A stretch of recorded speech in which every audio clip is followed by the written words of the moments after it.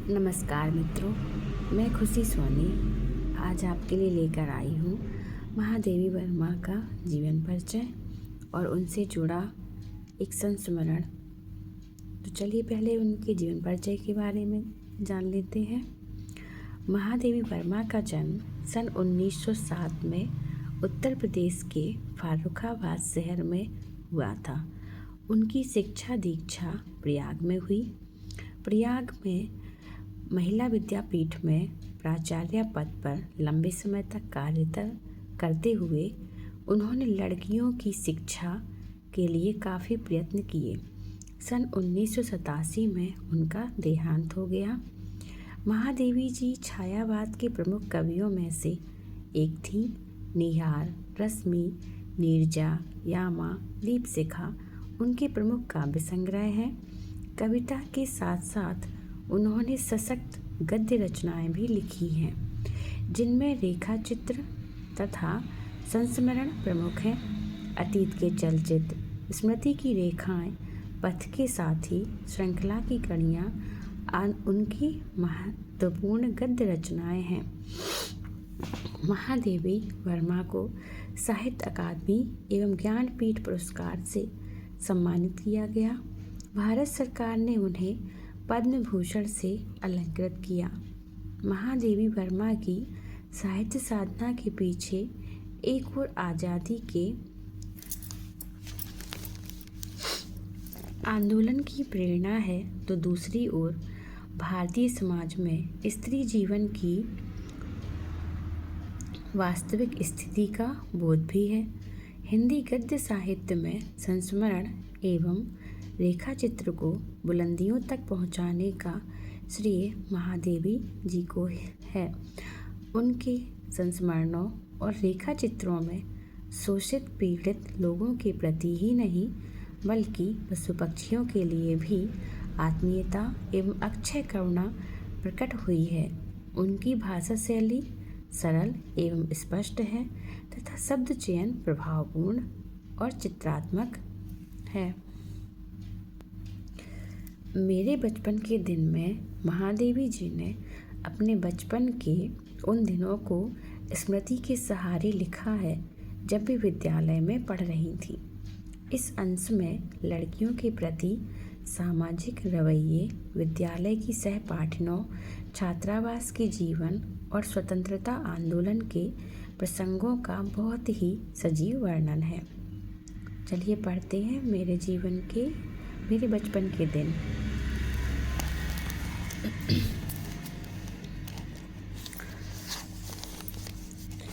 बचपन की स्मृतियों में एक विचित्र सा आकर्षण होता है।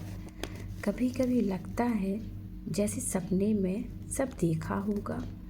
परिस्थितियाँ बहुत बदल जाती हैं। अपने परिवार में मैं कई पीढ़ियों के बाद उत्पन्न हुई। मेरे परिवार में प्रायः 200 वर्ष तक कोई लड़की ही थी ही नहीं। सुना है उनके पहले लड़कियों को पैदा होते ही परधाम भेज देते थे। फिर मेरे बाबा ने बहुत दुर्गा पूजा की। हमारी कुल देवी दुर्गा थी। मैं उत्पन्न हुई तो मेरी बड़ी खातिर हुई और मुझे वह सब नहीं सहना पड़ा जो अन्य लड़कियों को सहना पड़ा। परिवार में बाबा फारसी और उर्दू जानते थे। पिता ने अंग्रेजी पढ़ी थी। हिंदी का कोई वातावरण नहीं था। मेरी माता जबलपुर से आईं तब भी अपने साथ हिंदी लाई। वे पूजा पाठ भी बहुत करती थीं। पहले उन्होंने मुझको पंचतंत्र पढ़ना सिखाया। बाबा कहते थे इसको हम विदुषी बनाएंगे। मेरे संबंध में उनका विचार बहुत ऊंचा रहा, इसलिए पंचतंत्र भी पढ़ा मैंने, संस्कृत भी पढ़ी। ये अवश्य चाहते थे कि मैं उर्दू फारसी सीख लूं, लेकिन वह मेरे बस की नहीं थी। मैंने जब एक दिन मौलवी साहब को देखा तो बस दूसरे दिन मैं चारपाई के नीचे जा छिपी। जब पंडित जी आए संस्कृत पढ़ाने, माँ थोड़ी संस्कृत जानती थी। गीता में उन्हें विशेष रुचि थी। पूजा पाठ के समय मैं भी बैठ जाती थी और संस्कृत सुनती थी।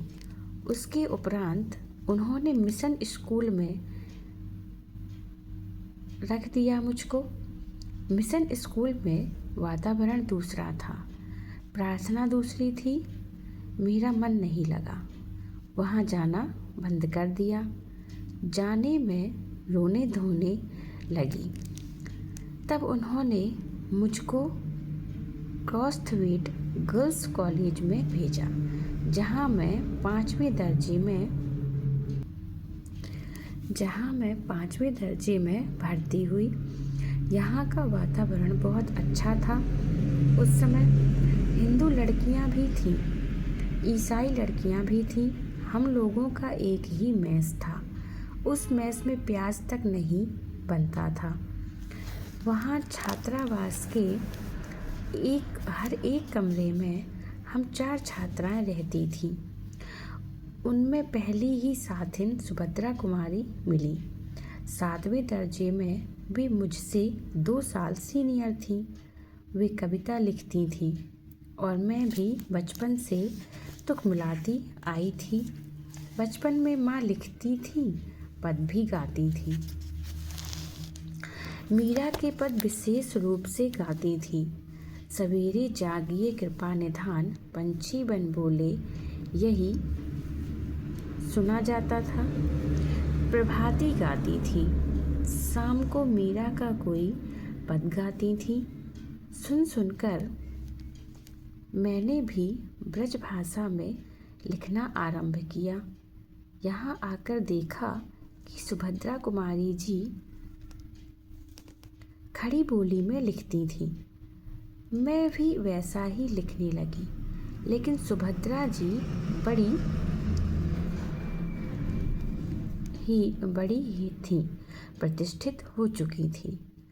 उनसे छिपा छिपा कर लिखती थी मैं। एक दिन उन्होंने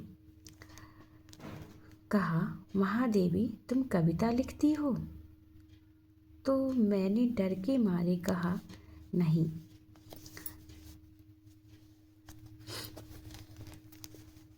अंत में उन्होंने मेरी डेस्क की किताबों की तलाशी ली और बहुत सा निकल पड़ा।